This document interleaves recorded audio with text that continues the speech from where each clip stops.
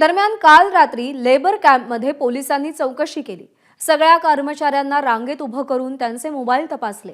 आरोपीचा फोटो दाखवून चौकशी केली। दरम्यान ज्या ठिकाणाहून आरोपीला ताब्यात घेतलं त्या ठिकाणाहून अक्षय भाटकर यानं आढावा घेतलाय।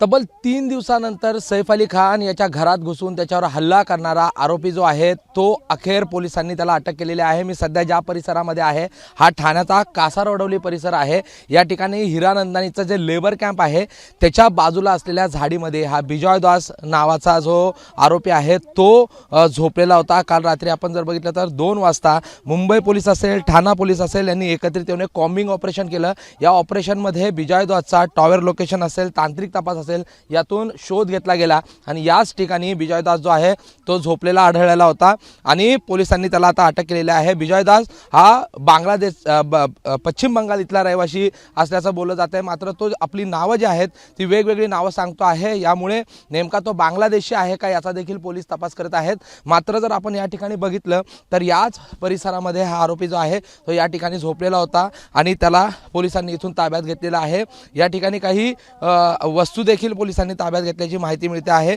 एकूणच हा जर परिसर बघितला तर लेबर कॅम्प पासून काही अंतरावर पुढे ही सगळी दाट वस्ती आहे आणि या वस्तीमध्ये ही जी लेबर कॅम्पची वस्ती आहे त्याच्या बाजूला हे जंगल आहे आणि या जंगलाच्या मध्यावर अशा ठिकाणी या ठिकाणी हा जो बिजॉय दास नावाचा जो आरोपी आहे तो आणखीन त्याचं नाव जे आहे ती वेगवेगळी नावं सांगतो आहे, तो या ठिकाणी झोपलेला होता आणि अखेर मुंबई पोलिसांच्या पथकाला ठाणे पोलिसांच्या मदतीने एक मोठं यश आलेलं आहे आणि तब्बल 3 दिवसानंतर अखेर या आरोपीला अटक करण्यात आलेली आहे आणि त्याला लवकरच आता न्यायालयात हजर केले जाईल। अनेक प्रश्नांच्या उकल ज्या आहेत त्या पोलिसांना करायच्या आहेत, मात्र सध्या तरी ठाण्याच्या या परिसरामधून त्याला अटक करण्यात आलेली आहे। हितेश पांचाळचा प्रशांत बडे, एबीपी माझा, मुंबई। एबीपी माझा, उघडा डोळे बघा नीट।